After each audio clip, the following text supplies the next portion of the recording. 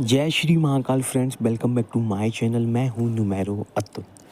Friends, आज हम ज्योतिष के माध्यम से देखेंगे कि कौन सा भाव रिस्पॉन्सिबल होता है व्यक्ति की एजुकेशन के लिए। व्यक्ति अपने जीवन में कितनी फॉर्मल एजुकेशन प्राप्त करेगा, कितने बड़े संस्थानों में वह एजुकेशन लेने के लिए जाएगा, इन सभी चीज़ों को हम देखेंगे और जानेंगे कि कौन सा भाव एजुकेशन पर प्रभाव डालता है। फ्रेंड्स, कुंडली का पंचम भाव यानी कि 5th हाउस, उसी से हम हमारी फॉर्मल एजुकेशन को देखते हैं। Formal education in the sense कि व्यक्ति कितने अच्छे स्कूल में पढ़ेगा, कितने अच्छे कॉलेज यूनिवर्सिटी में जाएगा, वहाँ अध्ययन करेगा और उस पढ़ाई से उसे क्या लाभ मिलेगा, इन सभी चीज़ों को पंचम भाव से देखा जाता है। इसीलिए पंचम भाव और पंचम भाव का जो स्वामी होता है उसकी भूमिका बहुत महत्वपूर्ण होती है फॉर्मल एजुकेशन के लिए। फ्रेंड्स, लगन कोई भी हो, राशि कोई भी हो, ये फलादेश सभी के लिए है। सो फ्रेंड, बात करते हैं पंचम भाव की। सबसे पहले पंचम भाव खाली नहीं होना चाहिए और इसमें किसी न किसी ग्रह का बैठना बेहद ज़रूरी है। अगर कोई भी ग्रह इसमें बैठा हुआ होता है तो व्यक्ति को बहुत ही शुभ फल प्राप्त होता है। व्यक्ति अपनी एजुकेशन तो प्राप्त करता ही है, साथ ही उस एजुकेशन से लाभ भी प्राप्त करता है, क्योंकि पंचम भाव में कोई भी ग्रह बैठेगा तो उसका सीधा संबंध एकादश भाव से बनेगा, यानी कि लाभ के भाव से। तो इसका मतलब ये है कि आप अपनी एजुकेशन से लाभ ले पाएंगे, इनकम कर पाएंगे। अब कुछ और स्थिति होती हैं कि अगर पंचम भाव का जो स्वामी है, अगर वो लगन में बैठा हुआ है तो व्यक्ति के अंदर ऑटोमेटिकली इनबिल्ट स्किल होता है और व्यक्ति उसी स्किल को अपने बढ़ाता है और उसी स्किल से जुड़ी एजुकेशन, फॉर्मल एजुकेशन प्राप्त करता है। तो अगर पंचम का स्वामी लगन में बैठा है, स्थिति अच्छी है। वहीं अगर दूसरे भाव में अगर पंचम भाव का स्वामी बैठ जाता है लेगेसी के घर में, कुटुंब के घर में, तो स्वाभाविक है कि व्यक्ति लेगेसी फॉलो करता है कि अगर उसके फादर लॉयर थे तो व्यक्ति भी लॉयर बनेगा, अगर उसके फादर इंजीनियर थे तो वो भी इंजीनियर की पढ़ाई करेगा। तो एक लेगेसी को फॉलो करता है। अगर एजुकेशन भाव, पंचम भाव का स्वामी तीसरे भाव में बैठ जाता है, तीसरे भाव में बैठ जाता है तो व्यक्ति से काफ़ी मेहनत करवाता है, व्यक्ति का स्ट्रगल होता है, लेकिन भाग्य का साथ ज़रूर मिलता है और धीरे धीरे करके अपने ट्रैक पे आ जाता है और अपनी फॉर्मल एजुकेशन से लाभ प्राप्त कर लेता है। वहीं अगर पंचम भाव का स्वामी चतुर्थ भाव, 4th हाउस में बैठ जाता है तो ये बहुत ही उत्तम जगह होती है पंचम भाव के स्वामी के लिए, क्योंकि 4th हाउस, चतुर्थ भाव माँ का घर है, लोकप्रियता का घर है, पब्लिक सपोर्ट का घर है और यहाँ पर बैठा हुआ पंचम भाव का स्वामी अपनी 7वीं दृष्टि 10म भाव पे डालेगा, यानी कि कर्म भाव पर। तो उसकी जो फॉर्मल एजुकेशन है, जो भी उसने अपनी फॉर्मल एजुकेशन में सीखा है, जो ज्ञान है, चाहे वो थ्योरेटिकल हो चाहे प्रैक्टिकल हो, वह ज्ञान उसके कर्म भाव को प्रभावित करता है और वह उस पूरे ज्ञान का इस्तेमाल अपनी क्रियाओं में कर पाता, अपने कर्म में कर पाता, अपनी प्रोफेशनल लाइफ में कर पाता है। तो इसीलिए ये स्थिति बहुत ही ज़्यादा उत्तम होती है व्यक्ति के लिए। व्यक्ति बहुत अच्छे लेवल पे पहुंच पाता है, एक अच्छी अर्निंग कर पाता है। और अगर 5th भाव का स्वामी अगर 5th भाव में ही बैठा हुआ है तो फिर कहना ही क्या, इतना ज़्यादा बलशाली हो जाता है कि 7वीं दृष्टि तो एकादश भाव पर है और पंचम भाव भी मजबूत हो रहा है।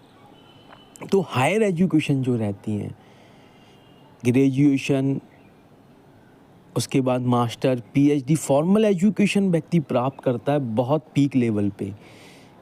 एक नहीं, दो नहीं, 3-3, 4-4 पीएचडी की डिग्री करने का दम रखता है ऐसा व्यक्ति। और सबसे बड़ी बात यह कि अपनी एजुकेशन से लाभ ले पाता है कि एजुकेशन करने के बाद अर्निंग कर पाता है, अपनी फैमिली की स्थितियों को बदल पाता है, फाइनेंशियली बहुत ज़्यादा स्ट्रॉन्ग हो जाता है।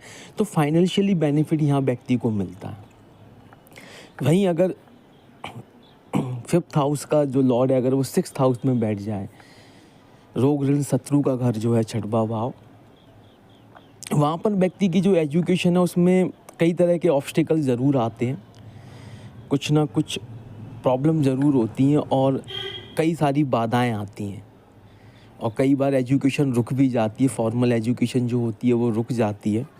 तो 6th हाउस में पंचम भाव का स्वामी बैठता है तो उसके लिए स्थितियाँ ठीक नहीं होती हैं, फॉर्मल एजुकेशन के लिए ठीक नहीं होती। फिर एक मैच्योर एज में आने के बाद फिर दोबारा से अपनी पढ़ाई स्टार्ट करने का ऐसे व्यक्ति सोचते हैं, लेकिन किताबी ज्ञान, एकेडमिक जो नॉलेज होती है या डिग्रीज़ की बात करें तो वो इन्हें नहीं मिल पाती हैं। वहीं अगर 7th हाउस की बात करें कि 5th हाउस का लॉर्ड अगर 7th हाउस में बैठ जाता है और 7th हाउस में बैठने के बाद सीधी दृष्टि लगन पे डालता है तो व्यक्ति 24/7 एक किताबी दुनिया में खोया हुआ रहता है। वह किताबी दुनिया से ही ऐसे कुछ निष्कर्ष निकालता है या ऐसे समाधान निकालता है, ऐसे सॉल्यूशन निकालता है कि जो दुनिया के काम आते हैं। तो एक डीप थिंकर बनाता है व्यक्ति को 5th हाउस का लॉर्ड जब 7th हाउस में पहुंच जाता है। साथ ही साथ लगन को भी मजबूत करता है और ऐसे व्यक्तियों को देख के हम उनकी पर्सनैलिटी को देख के कह सकते हैं कि ये व्यक्ति पढ़े लिखे हैं। अष्टम भाव में 5th हाउस अगर का लॉर्ड अगर पहुंच जाता है तो ये एक अच्छी स्थिति है, क्योंकि डीप नॉलेज होती है वो व्यक्ति गेन कर पाता है। एक फॉर्मल डीप नॉलेज ऐसे विषयों पे शोध करता है कि जिन विषयों पे सोचना भी मुश्किल है। आम व्यक्ति उन विषयों के बारे में सोच ही नहीं सकता और यहाँ पर व्यक्ति एक फॉर्मल एजुकेशन उन सब्जेक्टों में ले रहा है और उन पर शोध कर रहा है, तो बहुत बड़ा शोधकर्ता बन जाता है। और उधेड़ बुन भी चलती है, क्योंकि 5th हाउस का लॉर्ड अष्टम भाव में बैठता है तो व्यक्ति को रिजल्ट नहीं मिलता है तो व्यक्ति अपना ट्रैक चेंज करता है। तो कई बार ऐसे व्यक्ति होते हैं कि 12th इन्होंने बायोलॉजी से पढ़ा, उसके बाद बीकॉम कर रहे हैं, कॉमर्स की पढ़ाई कर रहे हैं, बिजनेस से जुड़ी पढ़ाई कर रहे हैं, फिर मास्टर साइकोलॉजी में कर रहे हैं, फिर पीएचडी पॉलिटिकल साइंस में कर रहे हैं। तो एक उधेड़ बुन चलती है, पर्टिकुलर किसी एक सब्जेक्ट ओरिएंटेड नहीं होते हैं, उधेड़ बुन जीवन में चलती है और वही इनकी एजुकेशन को ख़ास बनाती है कि हर चीज़ इन्होंने पढ़ी हुई होती है तो एक डीप नॉलेज गेन कर लेते हैं और उस फॉर्मल एजुकेशन का इस्तेमाल जन कल्याण में भी करते हैं। अगर 5th हाउस का लॉर्ड 9th हाउस में बैठ जाए तो फिर कहना ही क्या, व्यक्ति किस्मत से ही एजुकेशन प्राप्त करता है। व्यक्ति की रुचि इतनी पढ़ाई में नहीं होती है, सामान्य स्टूडेंट होता है व्यक्ति, लेकिन एक किस्मत का साथ मिलता है कि 12th के बाद आईआईटी दिया, किस्मत का साथ मिला, आईआईटी में सिलेक्शन हो गया। ग्रेजुएशन के बाद कैट का एग्ज़ाम दिया, आईआईएम मिल गया। रैंडमली कोई एग्ज़ाम दिया, कोई गवर्नमेंट एग्ज़ाम क्रैक हो गया। तो जो लक फैक्टर है वो हमेशा काम करता रहता है इनकी फॉर्मल एजुकेशन में। तो फॉर्मल बेनिफिट जो होता है वो मिलता है जब 5th हाउस का लॉर्ड 9th हाउस के साथ कनेक्शन बना लेता है। तो इनकी जो एजुकेशन लाइफ होती है बहुत अच्छी गुजरती है, बहुत इन्जॉय करते हैं। इनकी लाइफ का जो हैप्पीएस्ट टाइम पीरियड होता है वो इनकी एजुकेशन लाइफ होती है, इनकी कॉलेज लाइफ होती है। वहीं 5th हाउस का लॉर्ड अगर 10th हाउस में बैठ जाता है तो फिर कहना ही क्या, क्योंकि ऐसा व्यक्ति फिर आईएएस, आईपीएस, बहुत बड़े डॉक्टर, प्रोफेसर, फिलोसफर बन जाते हैं, क्योंकि आपकी जो फॉर्मल एजुकेशन है उसका सही इस्तेमाल आपका कर्म भाव ही कर सकता है। कि आपने एजुकेशन तो ले ली लेकिन उसको इस्तेमाल करने के लिए भी एक पावर की ज़रूरत होती है, वो सिर्फ 10th हाउस देता है, आपका कर्म भाव देता है। तो कर्म भाव में अगर 5th हाउस का लॉर्ड बैठ जाए तो ये बहुत ही एक अच्छी स्थिति है।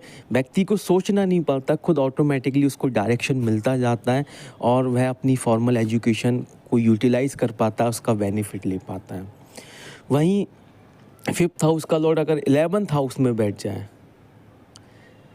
तो व्यक्ति की जो सरकारी नौकरी होती हैं या प्राइवेट सेक्टर में भी हम मान लें तो वो बहुत जल्दी व्यक्ति को मिल जाती हैं। ये सरकारी नौकरी का जो योग होता है, क्योंकि वो भी एक फॉर्मल एजुकेशन से जुड़ा हुआ एक कंडीशन है, तो सरकारी नौकरी जो जिन व्यक्तियों को जल्दी प्राप्त होती है वह 11th हाउस में जब 5th हाउस का लॉर्ड बैठ जाता है वह इसलिए ही उसे प्राप्त होती हैं।